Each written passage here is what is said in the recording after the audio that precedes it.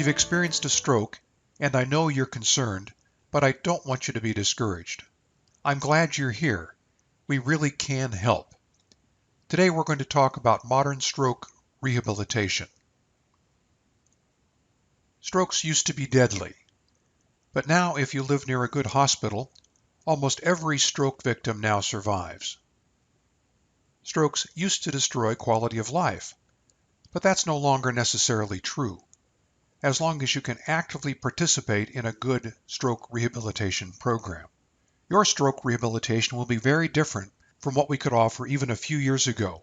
We've learned so much in the past few years about how the brain recovers that your rehabilitation is going to be much more successful. In this video, I want to start with the science behind modern stroke rehabilitation. Rehabilitation after a stroke takes a tremendous amount of work, but if you're willing to make the effort, and if you have enough patience, you're going to do very well. I'll be speaking from my experience with thousands of patients. Let's start by talking about what happened in your stroke. Basically, a lot of your brain nerve cells died. These are two different scans of the same brain after a stroke. The CT scan shows where this person has lost millions of neurons in the right hemisphere toward the back of the brain. The MRI scan, taken at about the same time, provides more specific information about what has been damaged and what is still healthy. This person has suffered a hemorrhagic stroke. A blood vessel burst and leaked blood into this area of the brain. About 15% of all strokes are hemorrhagic. The majority of strokes are ischemic. A blood clot stops oxygen-carrying blood from getting to a part of the brain and neurons begin to die. You probably have had at least one CT scan and maybe several. In all likelihood, you also had at least one MRI scan. But did you notice that when you came into the emergency room, that people were asking you all kinds of questions about your symptoms and testing your vision and grip strength? They were doing this because it takes a while for many of the problems in your brain to show up on these scans. The first things that show up are what we call signs and symptoms of the stroke. That's why they were asking you questions and doing all that testing, even before they took you to have a CT scan or an MRI scan. This is because specific parts of the brain control specific functions, and we can learn a lot about what's going on in your brain by carefully asking you questions and doing different tests. You can learn to do the same thing to help track your progress as you go through rehabilitation. Be sure to ask your doctor and nurses and therapists to explain to you which parts of the brain relate to which questions or tests. The more you know about your brain, the more you can help actively participate in your stroke rehabilitation program. And when you feel up to it, ask your doctor to show you and your family your brain scans and explain which parts of the brain have been damaged. Be sure to ask which type of stroke you have experienced, because you'll need that information to actively participate in limiting your risk factors to avoid another stroke. Now let's take a closer look at the nerve cells in your brain. Your brain's nerve cells are called neurons. The basic design is a cell body out of which grow dozens or hundreds of dendrites and one axon. At the tail of the axon are called axonal synapses. Electrical signals are conducted from the cell body down the axon to the synapses. At the synapse, the electrical signal stimulates chemicals that pass the signal on to the next neuron. Now, I know this may be new vocabulary for you, but it's important that you start to educate yourself about your brain. I want you to be able to take charge of your brain health and fitness. If you need to, feel free to back up over this section of the video to help you lock in your new learning.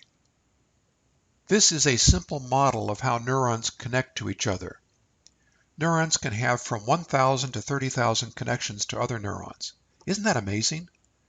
In our simple model, you can see that one neuron is passing a signal to another neuron, which is passing a signal to a third neuron. We used to think that the neurons were actually physically connected, but they're not.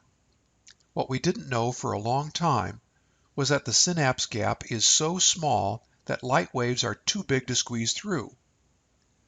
When the electron microscope was invented, we saw that there was actually a gap. The gap is spanned by chemical molecules that are released from the axon tail. This simple finding has led to tremendous breakthroughs.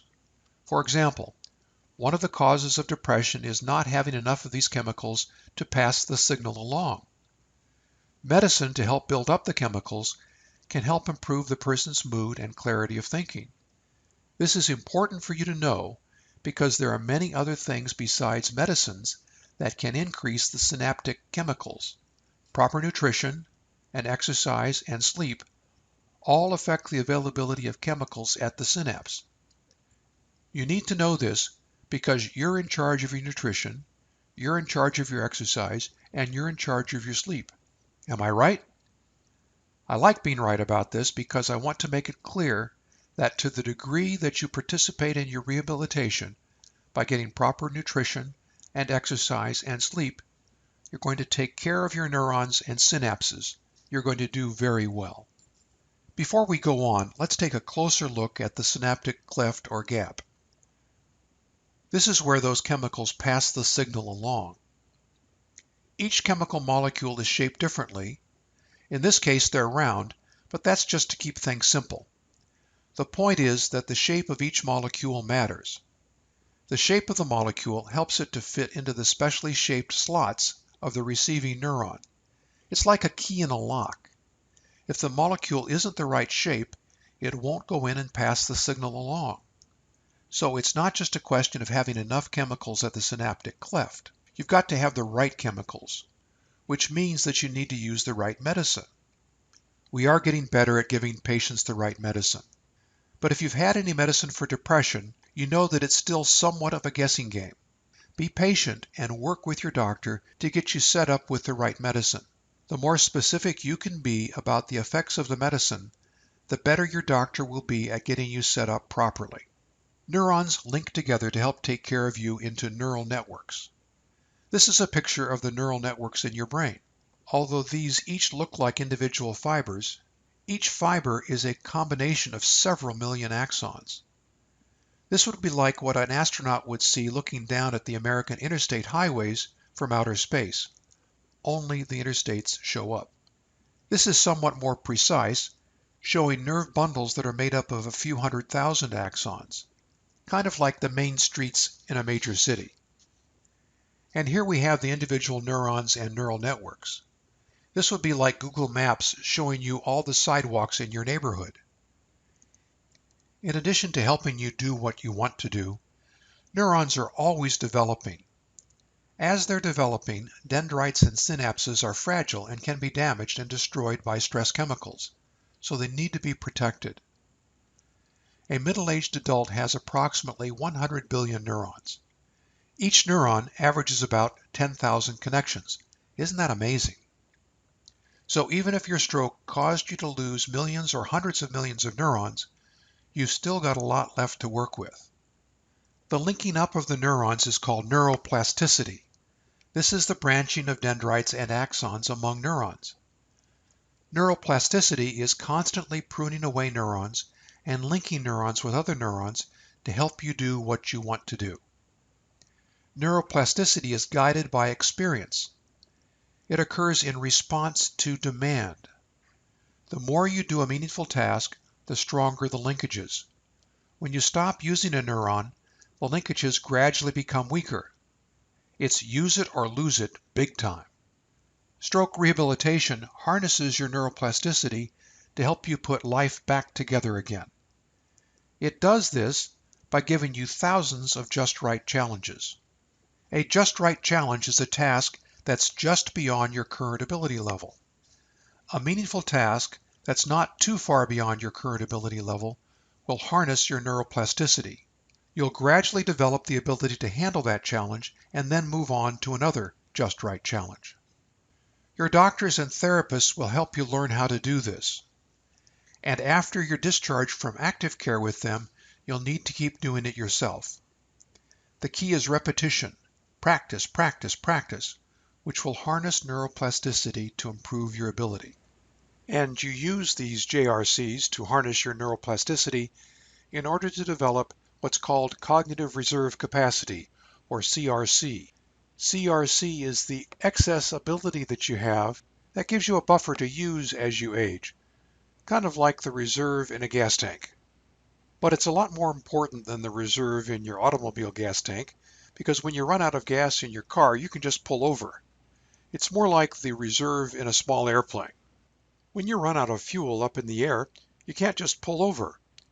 There's a decent chance that you'll crash and burn. And as we get older or have a brain injury or stroke, we lose some of our cognitive reserve capacity. We start to feel dumb or slow or unable to do problem solving like we used to. But here's the deal. We can harness our neuroplasticity with just right challenges to replenish our cognitive reserve capacity, to build it back up no matter our age. And that's what I do with all of my clients. Isn't that wonderful? Isn't that amazing how we can continue to develop our cognitive reserve capacity no matter what? You're already familiar with just right challenges, which you've been using to harness your neuroplasticity since you were a little kid. This little guy's curiosity to learn to read is harnessing his neuroplasticity. In fact, neuroscience teaches us that curiosity is a key motivator. I want you to be curious about your recovery so that you can keep yourself motivated. I want your family to be curious as well. Stroke rehabilitation is really a family project. Everybody can look for and be excited by your success in mastering just right challenges. Before your stroke, you had taken on just right challenges to develop yourself in certain areas. You might have been a good librarian. You might have taken on just right challenges to become a good carpenter. Your just right challenges might have focused on becoming a good house painter, or a good musician, or a good nurse, or a good pilot, or a good truck driver. Whatever it was that you did well because you harnessed your neuroplasticity. You harnessed your neuroplasticity with a series of just right challenges. Now that you've had a stroke, we're going to ask you to do the same thing.